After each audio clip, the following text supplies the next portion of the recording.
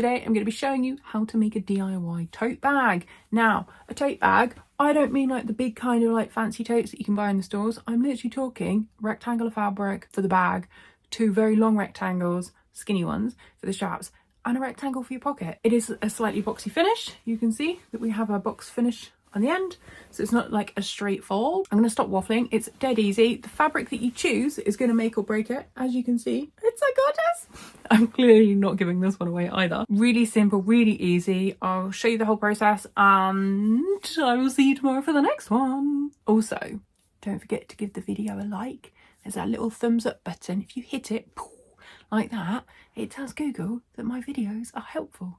And it's the easiest way you can support me. Thank you! So I have my pieces ready. I've included a free pattern which you can print if you want to, or you could just measure out your ideal measurements for your easy, simple tote bag. This is a really basic tote bag. It's just something that you can put a few magazines in, a few bits if you're popping out to the store. So this is my main piece of fabric. That's going to be the bag, obviously. We then have the strap, which I've cut a pair of. We've got 2 pieces, and then we have a pocket as well, and that will just sit on the inside as well. So for me, I always start with the simplest task first, which is the tote bag itself. We are going to sew straight down the side seams. I'm going to sew with the right sides out 1/2 centimeter, and then I'm going to trim it, sew it again to create French seams, just so it's nice on the inside. And this is simply because I really can't be doing with getting my overlocker out right now. And the same for the other side. Okay, so I've sewn along both edges. You can see I've used a thread that sort of matches in colour. Now I'm going to turn it through, and then we're going to sew the other sides. So the same thing, but it's basically a French seam. So I've pressed that through, turned it through, and now we're just going to sew straight down that edge again. Now we should have a beautiful French seam. I'm going to do the other side now. Okay, so that is the main bag part done, as in it's closed around the sides. This is quite a standard shape. If you wanted something with more of a flat bottom, then the next step is to turn it back through so that the right sides are inside, and you want to find the corners. So you can see I've got a corner here and a corner here, and what you want to do is you want to measure up a certain amount. So how deep do you want your base to be? I'm going to measure up 4 centimeters here. I'm not going to snip it because obviously if I do that I'm going to mess up my seam. Okay, so I've got my mark there, and what I want to do is I want to create a corner. You see, so my hand is inside the bag from the right side, and I want to create a corner so that this is a 90-degree angle because I want it to be straight, and then I would sew across at that point, and that should equal roughly 8 centimeters. See? And now I'm going to put a pin, and I'm just going to sew across there and repeat it for the other side. Okay, so I'll show you that now. And you could stitch that down then on the bottom if you want it to secure it. But we now have that kind of boxiness at the bottom.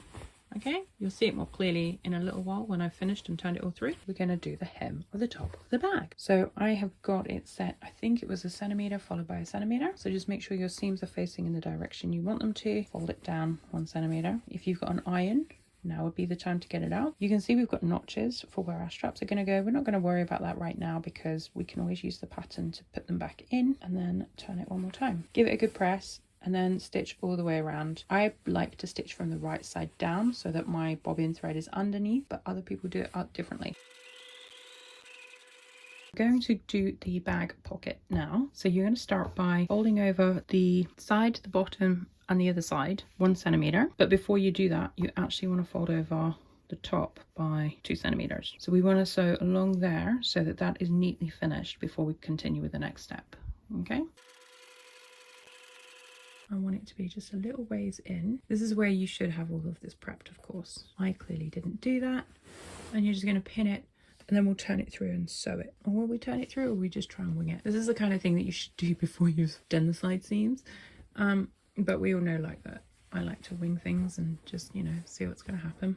So we're just going to wing it. Pinned the pocket in place from the right side, but you can see it's actually on the wrong side. And this is because I want to be able to have my darker color thread that's on my spool and through my needle here, and then the lighter color thread on the inside tucked away. So I'm going to sew that into position now, and then we can move on to the next step. Now, if you're worried about messing this up, you can always use a tailor's chalk or a marker, fabric marker, to mark in the actual stitch line, and then we're just going to follow that, being careful not to catch the fabric underneath.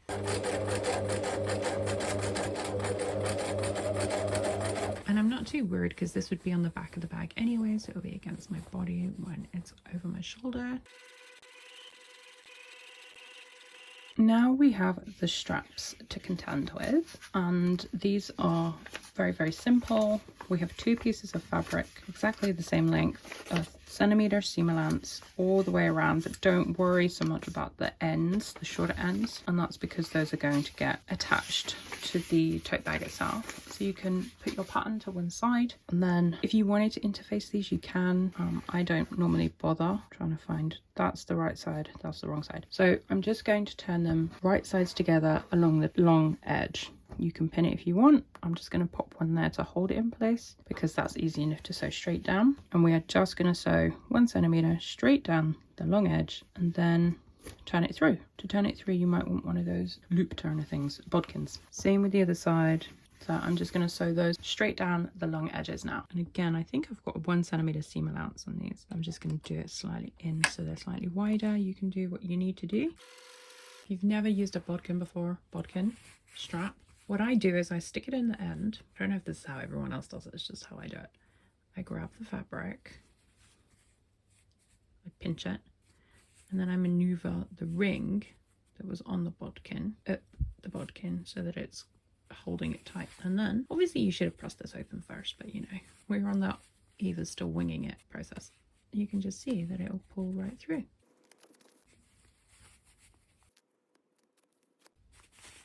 Okay. See, ta-da! And you can just unpull, release. Now we have a strap, which needs pressing. And that's partly why I don't interface my straps, because if I did, it would make it a lot more trickier to pull through. Shakara, me ironing. It does happen. It just doesn't happen very often on camera. So I'm just pressing my straps so that they are beautiful and ready to go. I've actually folded over the ends so they have a nice clean finish. And you can see that I've also folded them in such a way that the seam is on the middle. So the last step is to actually attach the straps. I have notched the fabric, but of course I've hemmed it, so we can't see that now. So what I would just recommend doing is pinning them where you want them. I have the straps marked in 8 centimeters, 3 inches from the edge.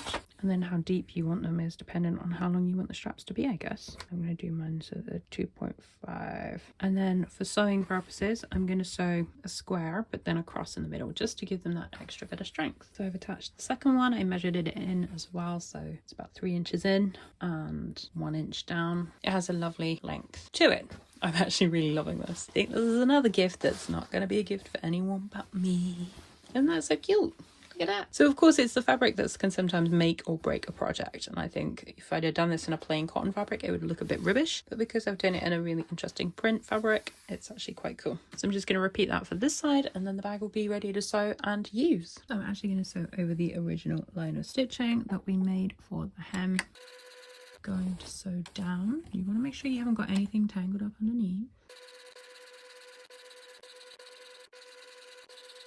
So really simple, easy project. I love it. I love it so much. I'm not giving it away to anyone. I actually bought this fabric for something else. I don't know why. It's been in my stash for ages, and I was like, oh, I need to make a tote bag as well. So I just got it out, and I will probably use this more than any other tote bag that I've got because of the fabric. So when I say a fabric can make a project, that's literally what I mean. Like, you can use a really cool fabric, you're gonna love what you make. You can use a really rubbish fabric, you're probably gonna hate it. If you're giving it to somebody else, maybe don't use your favorite fabrics, because otherwise you'll want to keep them, like me today. But that's by the by. Anyway, I hope you enjoyed that. Please do give the video a thumbs up. It's the easiest way you can support me. Grab the free pattern over on my website. I'll link it in the description below and pin it in the first comment. If you've got any questions, ask them in the comments, either here or on my website tutorial. And that's it. I will see you tomorrow for day 4, which is... I can't tell you. It's a secret. Bye.